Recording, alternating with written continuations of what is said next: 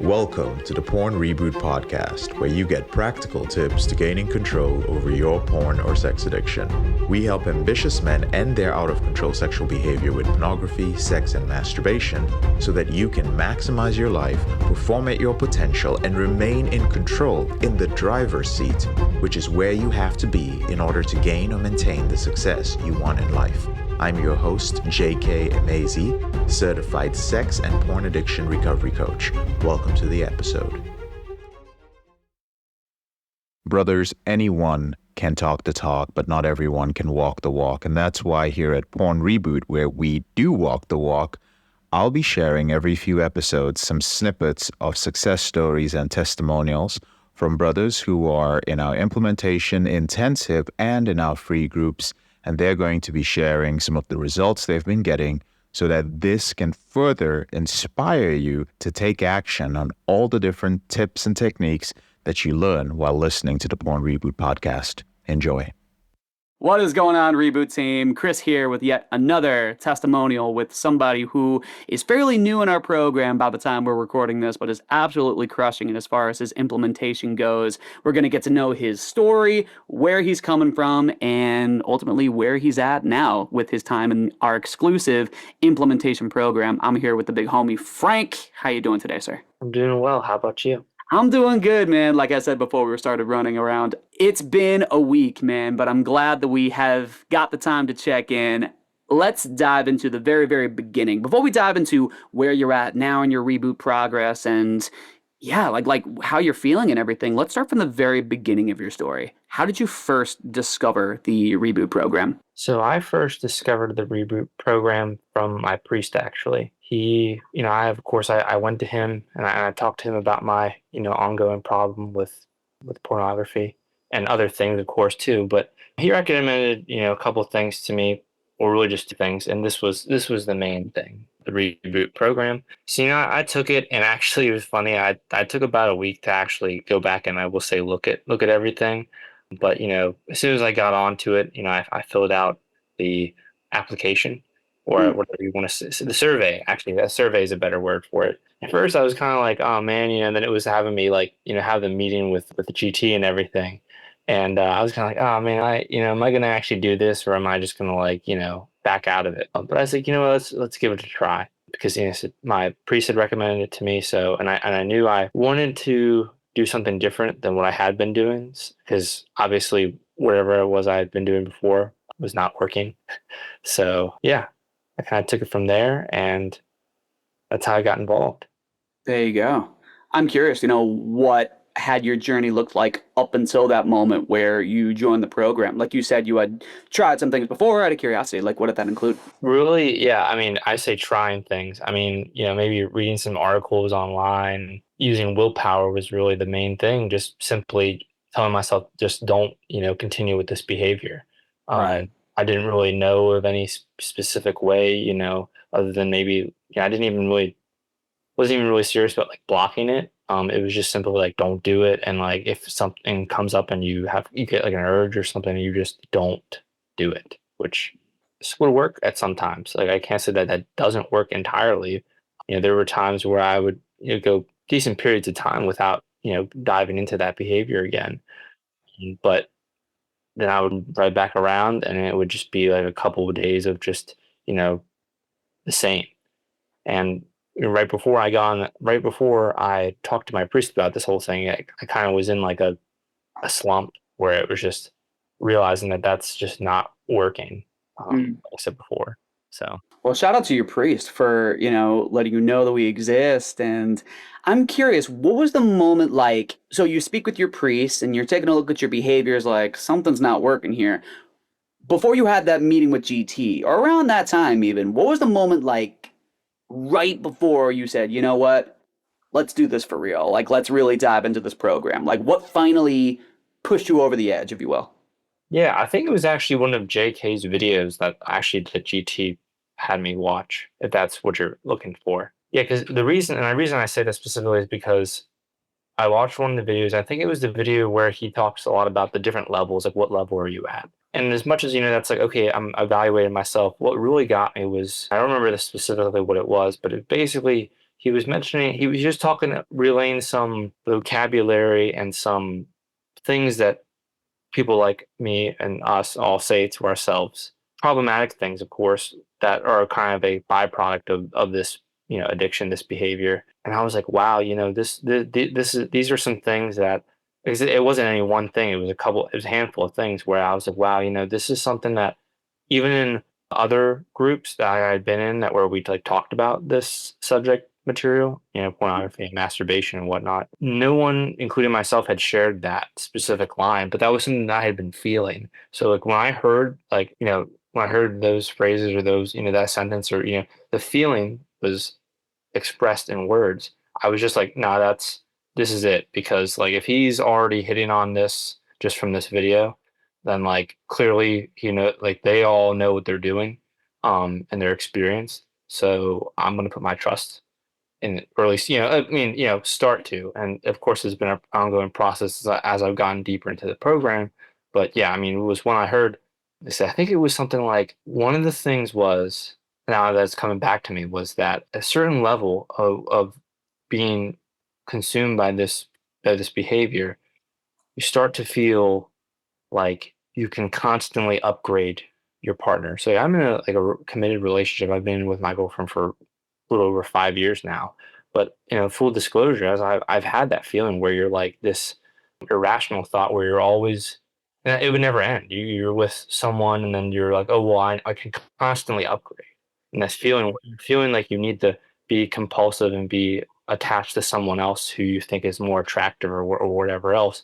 But it's not even it's not a feeling of genuine love or a genuine connection. It's a feeling based on lust, feeling based on impulse, feeling based on, a handful of other things that are not good. Right. And yeah, so that was something that I felt and never been able to communicate or never heard it communicated back to me by anyone else. But then, like I said, when JK said that, I was like, okay, yeah, this is it. I really appreciate you articulating that because I'm like hyped up because that is something that it resonates with me, and I appreciate you being vulnerable about it because if we're being honest with ourselves, it is that novelty aspect, that we are kind of attached to emotionally. Like the grass is always greener on the other side. Like, the thing about pornography that is one of the things that makes it one of the most genius inventions of all time is that sense of novelty. It's like even if you've quote unquote seen it all, there's always something more. It's like, there's got to be something more, and it manifests in the way we live our lives, particularly when you're in an intimate relationship with somebody else. There's always got to be something better. We've been trained in many ways, conditioned to operate that way and behave that way. And it's indicative of somebody who just might have a history of sexually compulsive behaviors. Major stuff. So it really resonates with me. And I know for a fact it does with many others. So again, thank you for verbalizing that. And having had those realizations, you come into the program guns blazing, like let's do this. I'm curious as to what your experience has been so far. Like let's start with maybe one piece at a time. Like what has the Facebook community been like for you so far? Oh, it's been great. Lots of great guys on there, all extremely supportive.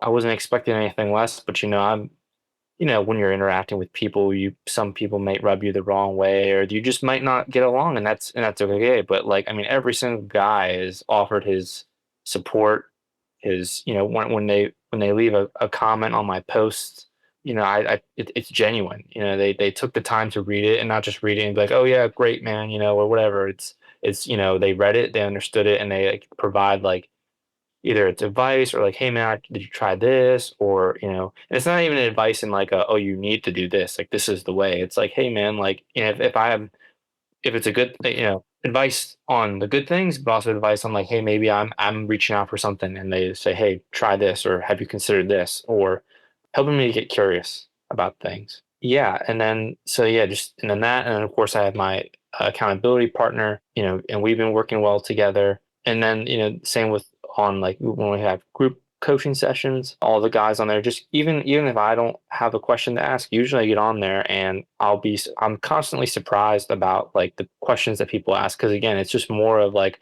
wow, okay, I've definitely felt that way. Or maybe even at first, like I'll hear a question and the conversation will start and I'll be like, I don't really know how this applies to me, but I'll listen and I'll like again, surprised at how real it is for me too. So these guys, we're all in the grind together, all extremely supportive, and of course that makes me want to be more supportive back as well. Not just because I feel obligated to, but because I want to. All of us have our strengths and weaknesses, and where one person may be, I don't want to say lacking, but where one person may, yeah, I don't mean that in like a negative way either.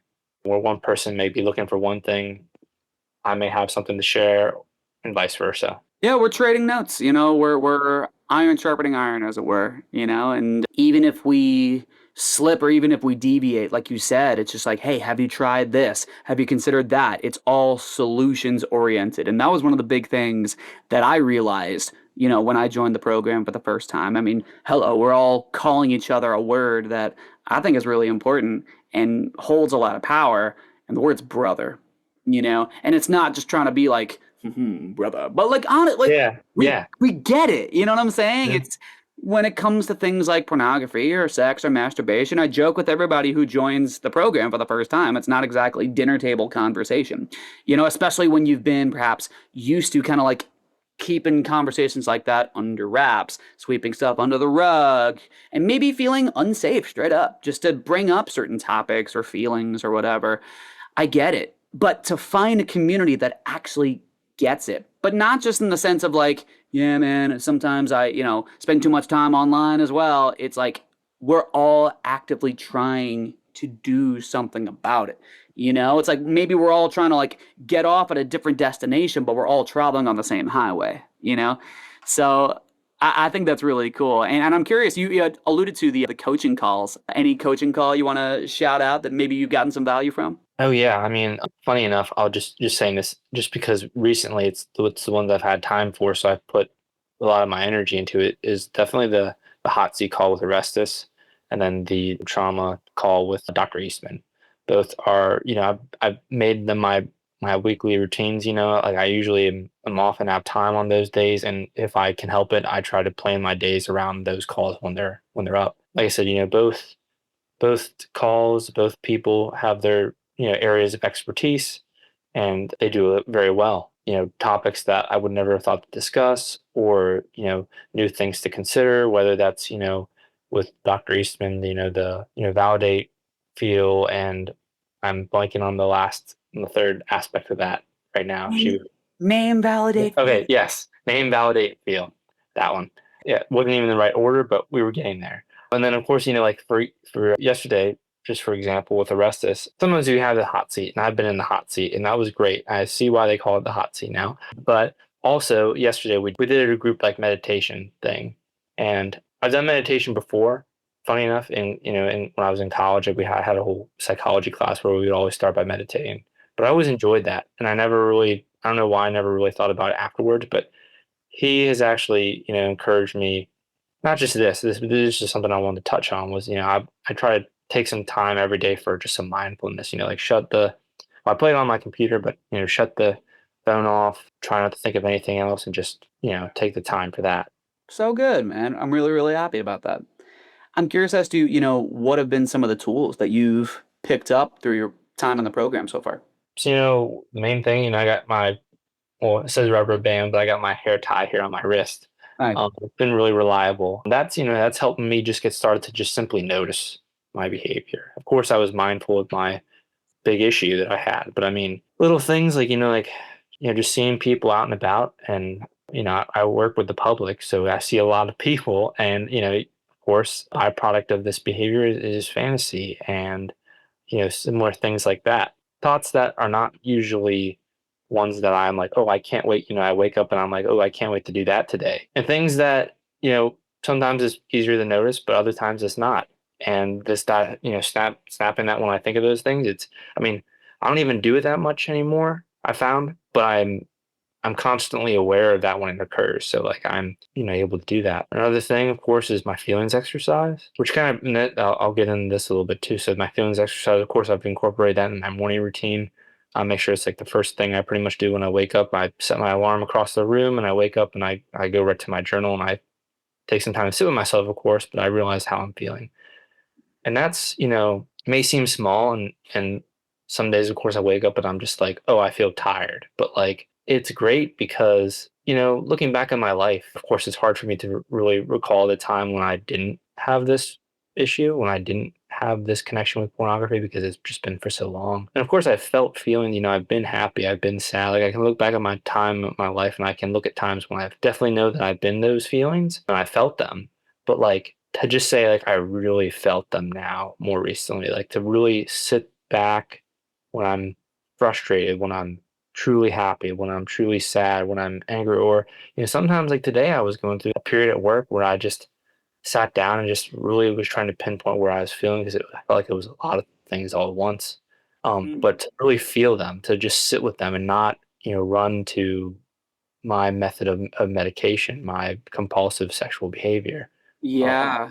which is If I may for one yeah, second, because I yeah, think you're crushing it. Like I love how you're illustrating that because one of the biggest things that like you alluded to, like the feelings exercise, it gives you a medium with which to actually experience your emotions. Now, with enough reps, we can get a lot better at, oh, this is how I know I'm sad. This is how I know I'm pissed off. This is how I know whatever, right? But simply to feel it, there's a difference between feeling your feelings and thinking about your feelings. It's such an important thing, and I'm proud of you for using that tool to get better at that skill, thank you.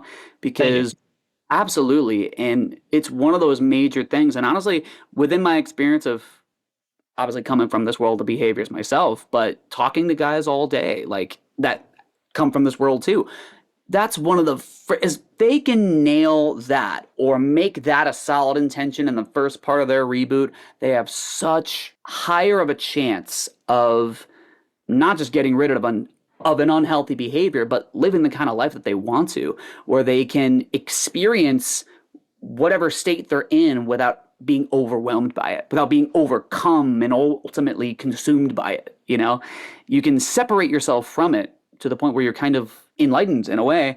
It's like you're over here and whatever feeling or emotion is over here. Therefore, you're not it and it is not you. It's just so cool.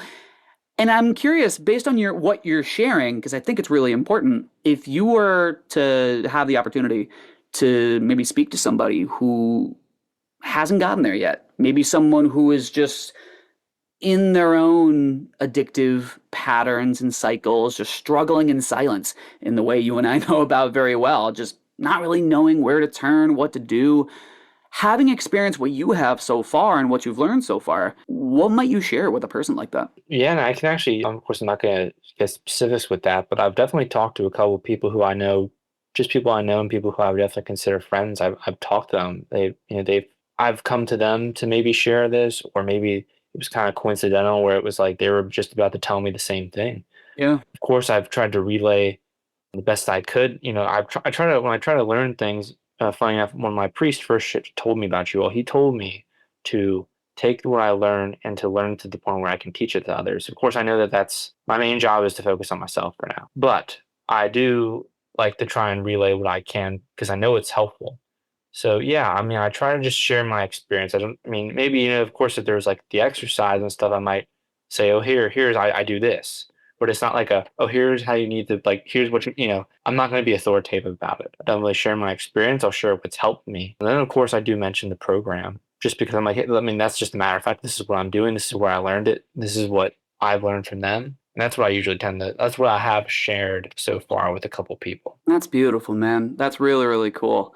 There's such power in conversation, and learning what you can learn in this program can help prepare you for those types of conversations.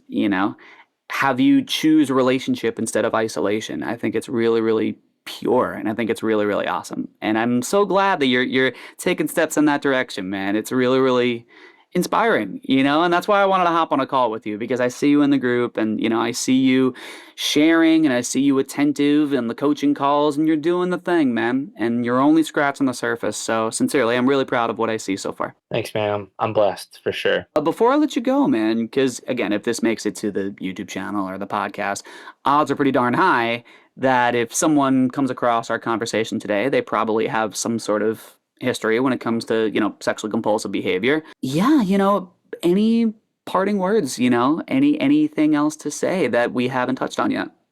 Yeah, I mean, I share all this right now, and of course, people may be watching this like, man, this guy has it all together. Full transparency is I always like to be honest and transparent, always, especially now that I've been in this program. But have my moments of struggle, just like everyone else. I'm not like some superhero. I'm definitely not. If I was, I wouldn't be here, of course. But yeah, I mean, just take it one step at a time, and you don't have to learn everything all in one day. I definitely don't. Even if I think I learned something, I think, hey, this is the day I'm finally going to do X, Y, and Z because I want to. Still might not even do it. But just be persistent. Just take your time. Enjoy the process. As actually, I was talking to Orestes yesterday. Enjoy the process.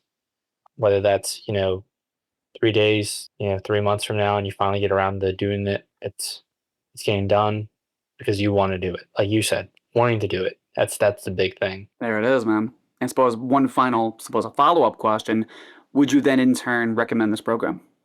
Oh, absolutely. Absolutely. No question about it. Sick. Well, you heard it here. Thank you so much, Frank, for your time and your insight, and all the continued best to you, man. I'm JK, your brother in this struggle. Thank you so much for listening to this episode of the Porn Reboot podcast. I'll speak to you later on in the week. If you found this episode helpful, here are 4 ways I can help you with your out-of-control sexual behavior for free. The first way is to grab a free copy of my book, Confessions of a Porn Addict, 7 Secrets of Porn-Free Men at elevatedrecovery.org, or visit the link in the description below this episode. The second way is, if you're not sure where to start, but you'd like to learn more about my team and I, if you'd like to spend time with like-minded professionals and business owners who are controlling their behavior, then join our free and confidential group, the Porn Reboot group on Facebook. There's a link to join in the description below this episode. The third way is if you need help right now because you have a burning issue, your behavior with pornography is hurting you mentally or emotionally, you're about to lose your relationship, you want to live up to your potential, be an authentic man, and free yourself from shame, guilt, and underachieving, then click on the link in the description below this episode that says free coaching call. And the fourth way is to leave us a 5-star review if you enjoy this podcast, so that we can reach more men who are struggling in silence and bring back the lessons we learn from coaching them to freedom.